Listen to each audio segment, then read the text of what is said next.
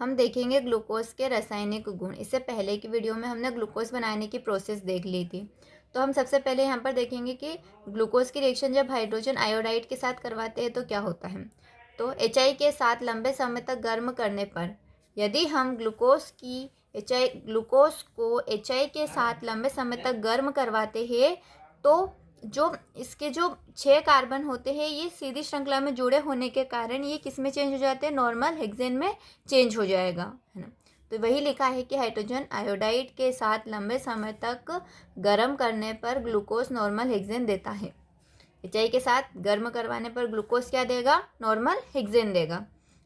और ये रिएक्शन क्या प्रदर्शित करेगी, जो यह प्रदर्शित करता है कि सभी 6 कार्बन परमाणु एक रिजु श्रृंखला में जुड़े हैं। रिजु श्रृंखला में मतलब ग्लूकोज में सभी जो 6 कार्बन परमाणु होते हैं वो एक सीधी श्रृंखला में जुड़े होते हैं। तो इस टेस्ट से हमें ये पता चलेगा। फिर से हम देखते हैं ग्लूकोज की जो रिएक्शन है हम किससे करवाते हैं, हाइड्रोजन आयोडाइड के साथ में लंबे समय तक गर्म करते हैं हम इसे, तो ग्लूकोज किस में चेंज हो जाता है, नॉर्मल हेक्सेन में चेंज हो जाता है। ये हमें क्या बताता है, तो ये रिएक्शन हमें ये बताती है कि ग्लूकोज में जो 6 कार्बन परमाणु है वो सभी सीधी श्रृंखला में जुड़े हुए हैं। इसके बाद में हम देखेंगे ग्लूकोज में कार्बोनिल समूह की उपस्थिति की पुष्टि।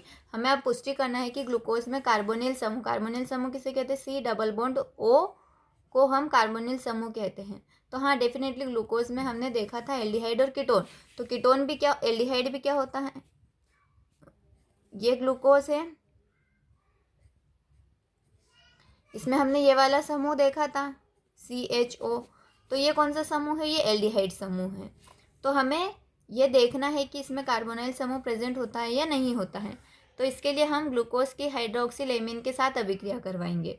तो जब हम ग्लूकोज की रिएक्शन हाइड्रोक्सिल एमीन या अमोनियम हाइड्रोक्साइड के साथ करवाते हैं तो ग्लूकोज ऑक्सीन में चेंज हो जाएगा। अगर ग्लूकोज ऑक्सीन में चेंज होता है तो इसका मतलब ये है कि यहाँ पर जो एल्डिहाइड समूह है वो ऑक्सिम समूह में चेंज हो रहा है। CH डबल बॉन्ड NOH को ऑक्सिम कहते हैं। तो हम कह सकते हैं कि हाँ, यहाँ पर कार्बोनिल समूह प्रेजेंट है, C डबल बॉन्ड O समूह प्रेजेंट है, क्योंकि एल्डिहाइड में क्या होता है, कार्बोनिल समूह प्रेजेंट होता है।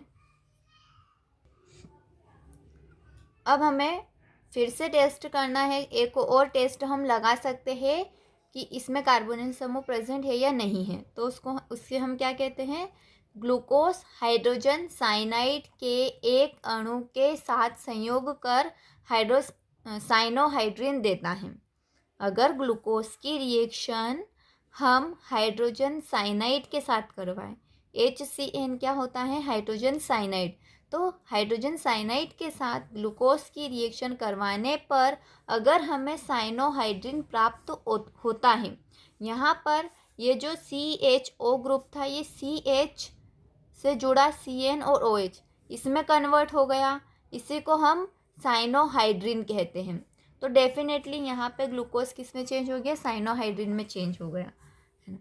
यदि हम किसी एल्डिहाइड और कीटोन की रिएक्शन जिनमें कार्बोनिल समूह प्रेजेंट होता है, अगर उनकी रिएक्शन हम हाइड्रोजन साइनाइड के साथ करवाए तो वो भी क्या देते हैं, साइनोहाइड्रिन देते हैं। तो इससे पुष्टि हो गई। हमारी पहली पुष्टि किससे हुई कि अमोनियम हाइड्रोक्साइड या फिर हाइड्रोक्सिल एमीन के साथ जो ग्लूकोज है वो क्या देता है, ऑक्सिम देता है। एल्डिहाइड और कीटोन जिनमें क्या होता है, कार्बोनिल समूह प्रेजेंट होता है, वो भी हाइड्रोक्सिल एमीन के साथ क्या देते हैं, ऑक्सिम देते हैं। वहीं यहाँ पर जो हाइड्रोजन साइनाइड है इसकी उपस्थिति में एल्डिहाइड और कीटोन जो होते हैं साइनोहाइड्रिन देते हैं। यहाँ पर ग्लूकोज में भी एल्डिहाइड समूह प्रेजेंट है, इसीलिए ये क्या दे रहा है, साइनोहाइड्रिन दे रहा है। ओके, तो हम क्या बोलेंगे कि उपरोक्त तो दोनों अभिक्रिया ग्लूकोज के कार्बोनिल समूह, यानी ग्लूकोज में कार्बोनिल समूह प्रेजेंट होता है, इसकी पुष्टि करती है। ओके, अब हम फटाफट रिवाइज कर लेते हैं कि हमने ग्लूकोज के रासायनिक गुण में क्या क्या देखा। तो हमने ग्लूकोज के रासायनिक गुण 2 देखे, एक HI के साथ लंबे समय तक गर्म करने पर, HI के साथ लंबे समय तक गर्म करने पर क्या होता है, जो ग्लूकोज होता है वो नॉर्मल हेक्सेन में चेंज हो जाता है।